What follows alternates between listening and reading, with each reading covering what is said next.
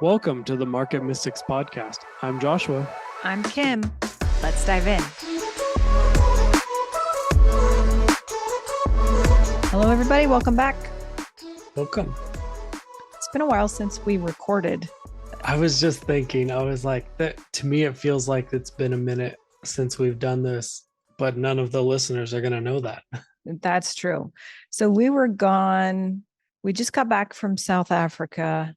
We were gone for a few weeks. And so we recorded everything in advance so that we would not miss any release dates. But that means that we haven't recorded for like probably 3 weeks. Probably 3 weeks. Yeah. And we were hitting it pretty hard for a while. Yeah. So it seems strange to be back.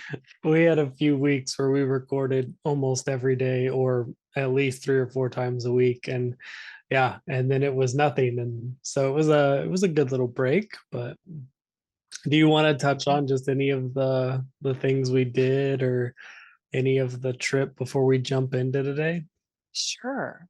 One of the main reasons that we went over there was to speak at kind of a workshop in a community that we're pretty involved with.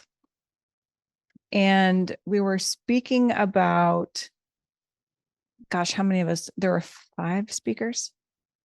Is that right? I think there were 5 of us. Five, yeah. And we were kind of laying out this roadmap of some principles to kind of walking out your life as a mature son. And I was so unsure going into it. I'm just being honest. I was like so unsure about like, what's it supposed to be doing? I don't know about this. But once we got there and things started rolling, man, the flow was on point.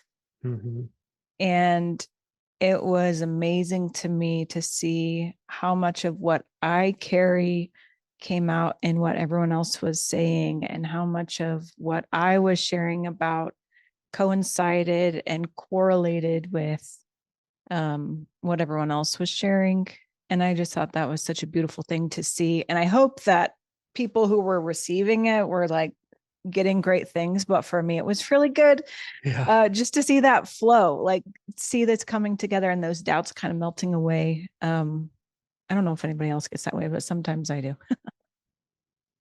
No, I think it definitely does. And it like, some of what we talked about at the conference, we've talked about here on the podcast, and but it really was for me like this, like stepping into something. And I don't know, there was like a moment where I was like, oh, I actually have something to add. Like I have value to add in this moment.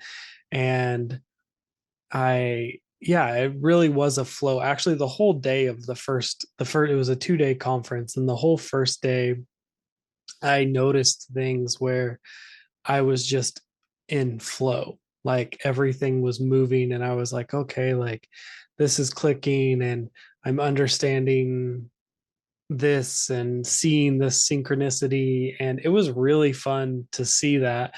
And then I got up to talk and I got done and I was like, man, there was like a handful of things I wanted to say that I didn't say.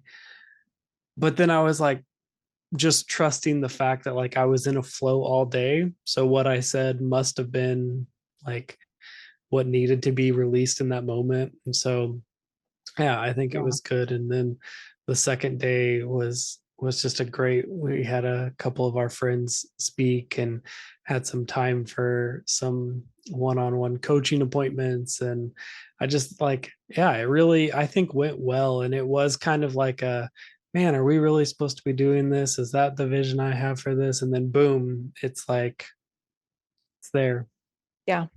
Yeah, for sure. This was really cool. So one of the speakers on the second day wasn't able to be there on the first day. And so he didn't hear the first 3 of us speaking about what we were speaking about. And when he got up to share, he touched on all of the things we had already touched on.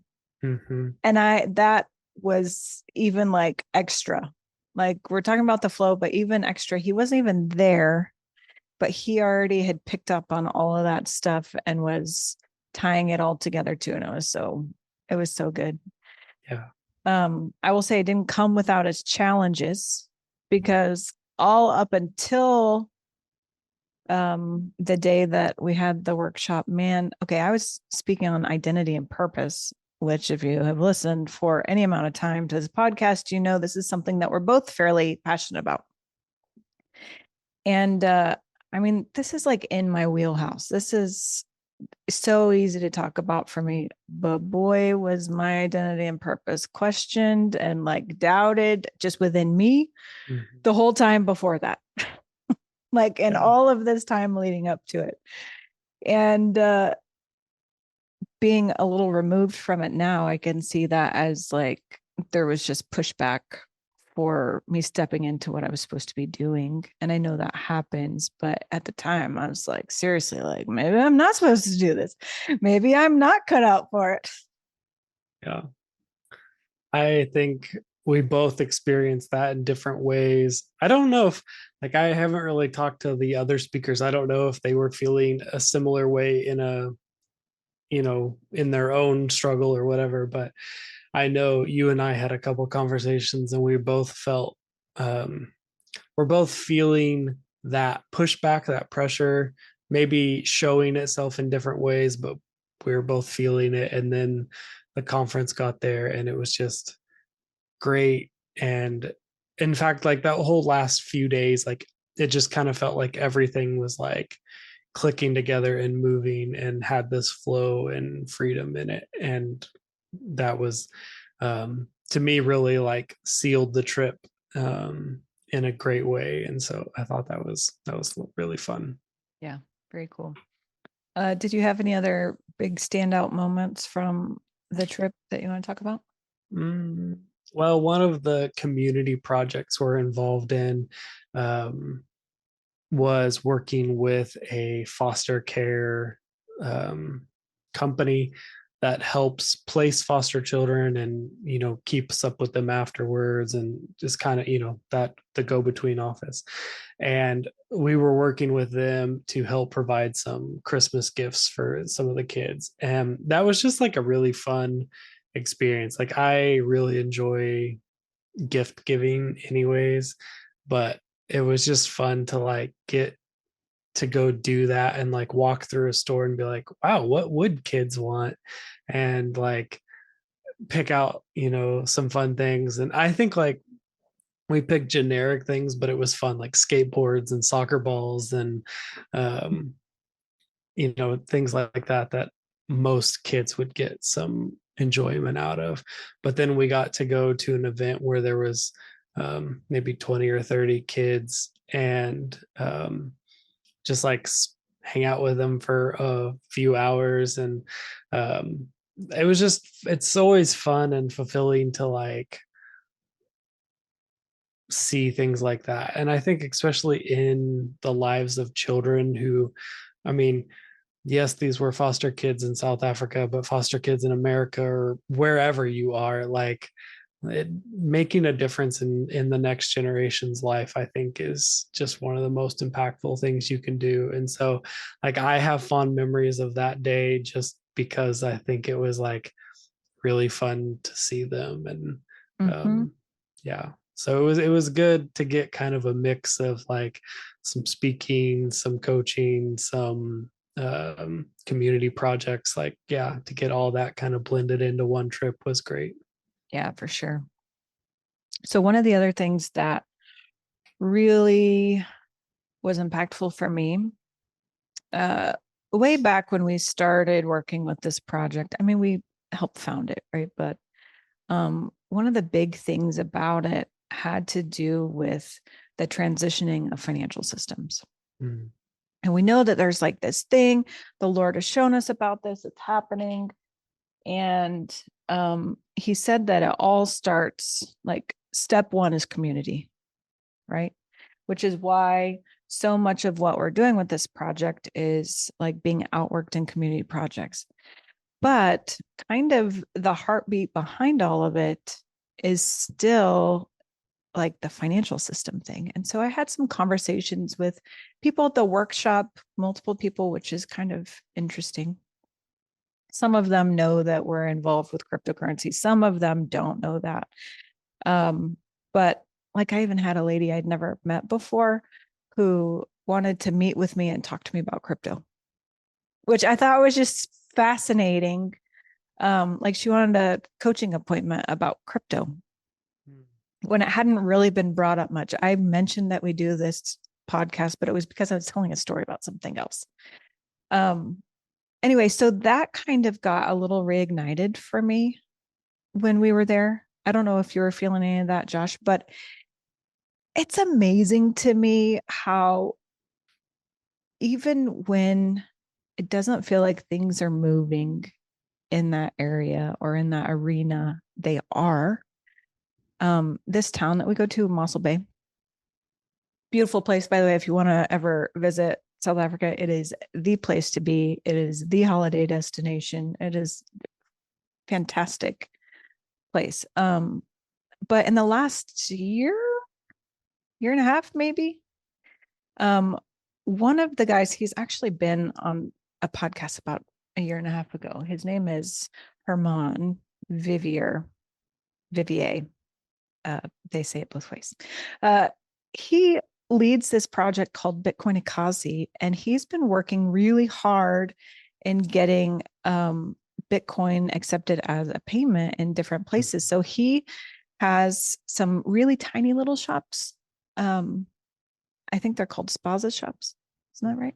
Yeah. So little like personally owned little almost like convenience stores. What would you call it? Almost. Yeah, I would little informal food communities. shops. Yeah, and informal communities. But has gotten some of these people to switch from well, I think they still take normal fiat currency, but to accepting Bitcoin, and they're running it on the Lightning Network.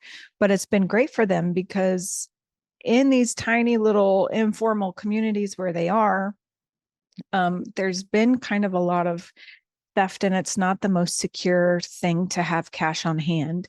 And so they've been able to switch and have only this electronic payment. And that makes it so much more secure from, like, if somebody wants to come rob them, they're not going to get any money because they don't hold the keys, right? They could even take their phone, but they would never get the money, right? Anyway, so he's been working really hard on implementing some of this stuff. And it was about a year ago, I think, you can correct me on the timeline, that they got it in one of the biggest supermarket chains in the country. They started accepting Bitcoin as a payment method at the registers. The cashiers have no idea what you're paying in. You tap just like you would for any other electronic payment, but it's cool and things are moving there. And sometimes I forget about that. And so this was kind of reignited in me when I was there. And one of the speakers, a friend of ours, he's part owner and he's a chef at this hotel. And he was telling me that they have recently started accepting Bitcoin in the hotel restaurant that he runs for meals and coffees and stuff, which I think is just fantastic. And the progress of it just makes my whole being sing. Yeah. Yeah. I think it definitely is something that seems to get ignited every time we go there. I remember, man, it must have been a year ago when we were there, and I don't know if it had just been released in the grocery stores or if it was about to be released.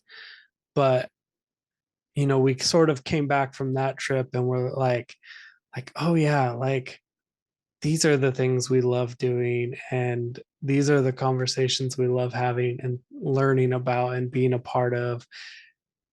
And then it happened again on this trip, and crypto's been pretty quiet for the past year. It has been.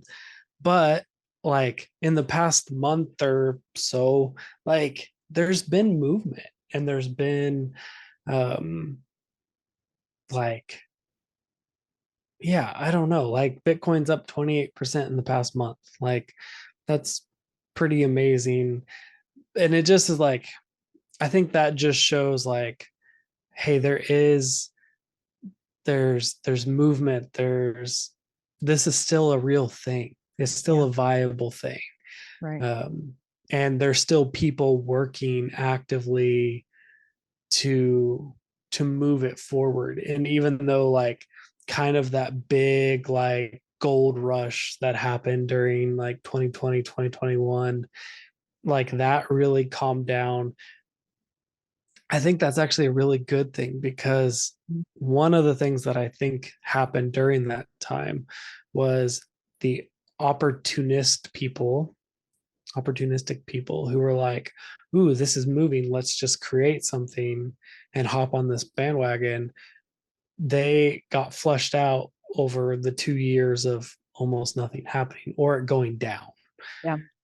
But the people who are actually like legitimately trying to create business in the space, like they've still been moving, they've still been doing things, they've still been like digging out the trenches and moving forward while nothing seemingly is happening on the surface. And so I just think it's something to pay attention to. Like, Kim and I have said many, many times, we're not financial advisors. We're not telling you to do this or not to do this. We just happen to really enjoy crypto. And we believe that there's potential in it for something really cool to happen. And so I think it's just fun to like notice that, oh, like something's happening in this space. um, and both of us noticing it. And so, we've talked about finding the flow and like noticing trends, and like it's important, I think, when you notice, oh, the conversations I'm having are about this and the news I'm seeing is about this, like maybe it's time for me to like look into this a little bit more. And um, I think it's fun that both of us have seen that in this space. For sure. I think it was about a month ago, probably about a month ago, all of a sudden, because just truth be told, I've been really mm, inactive with Mm, crypto for the last year or year and a half. Maybe not year and a half. About a year and a half ago is when Luna crashed. There's like this big downturn in the whole market. Luna crashed. It was the biggest thing ever. Um, Not the biggest thing ever, but it was significant. And then we entered this crypto winter. It was about a year ago that Sam Bankman-Fried was arrested from FTX in that whole debacle where it was mismanagement of billions of dollars yeah. in customers' assets. And it just wasn't looking great. And honestly, kind of the spark died down a little bit. I wouldn't say it like went out. It was just like the pilot light was on and that was about it. Yeah. And then about a month ago, all of a sudden I'm like, there's something in me that is drawn to it again. So then I started looking at the charts again. And honestly, I'd been kind of avoiding them like the plague, just because it was so bleak. You know what I Mm, mean? I refused to sell. So I just held all the assets that I have had. But I started watching again. I even turned on notifications on like some of my apps again so that I can see the movement that's happening. But all of a sudden, things are happening. And like you said, I mean, Bitcoin's up 28% in the last 30 days. Ethereum's up 27% in the last 30 days. But get this, you guys, from a year ago, Bitcoin's up 120%, and Ethereum is up about 67% from 1 year ago. And I think you're right that I think some of the wishy-washer, just fun players have been kind of weeded out a little bit. mm, And, but I think what this is showing now with kind of a more bullish market, I don't know if we can go that far yet. I think we're all a little too timid to call it that at this point. yeah. But I think like the upturn of events has kind of Mm, it speaks to the potential for legitimacy, which I think this is what crypto had been lacking in that kind of Mm. Wild West period. You know, Mhm. it was kind of play money, and it was kind of just this fun game to do. Um, like dip your toe in, see how it was working. Everything is up, everybody's up, everybody's buying the Lambos or whatever the hell they're doing. I don't know. but that's how it was. And now it's like we've had a long winter, and those who have stuck through it, I think, have their feet even more solidly planted. I'll be curious to see how things shake out in the next few months. I wouldn't even say weeks, I'd say months. um I don't know, what do you think? Yeah. No, I think it's just something to pay attention to. That's what it's been for me, is like, if nothing else, it's being brought to my attention. There's movement on it, and I want to pay attention and position myself as appropriate. And I don't know if that doesn't necessarily mean buying a bunch of crypto, but like, you and I have dreams and aspirations of not just buying and selling crypto, but like being involved in the like process of it and creation of it. Um and so yeah, I think for me it's like, really, I find myself wanting to pay attention to, why is this on my radar again? Right. That's where I find myself with it. Yeah, same. So we don't really talk about crypto a ton anymore. When we first started, it was like the majority of Mm, what we talked about. And then it kind of turned to about 50% of what we were talking about because we did Mystic Mondays. You remember yeah, that? I do. And then this season has been so much more focused on redefining wealth and um, gaining different perspectives from people who are just like living their lives and outworking their faith. And I really, really enjoyed that. And I think it's been so important. But it just makes me curious how things are going to go in the future. Because I don't know if you know this, you guys, we're nearing the end of season 2. We are. Yeah. This is episode 183 from the time we began. That's pretty crazy. It is kind of crazy. I'm down with it though. Yeah, it's been a good ride. True. True. Hmm. Okay. So that being said, we may talk about crypto more. We may not. We'll see. That's true. Yeah. And I think, yeah, I don't really know what the rest of the year will hold as far as episodes and what we do. Um, and I have no idea what season 3 is going to be like, but I just think that I can feel a flow in things, and things have been good, and I'm hopeful and excited about where it's going. Yeah. Yeah. Same. Yeah, Okay. Well, I think that's it for today. I think so. Yeah. Okay. Thanks for joining. We'll see you next time. See ya.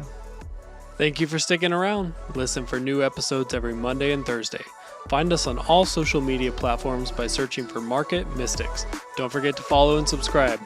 Visit upperroomcd.com, where you can find more information about the hosts, projects, and guests. Go deeper by booking a coaching appointment focused on redefining identity and wealth in your life. See you next time.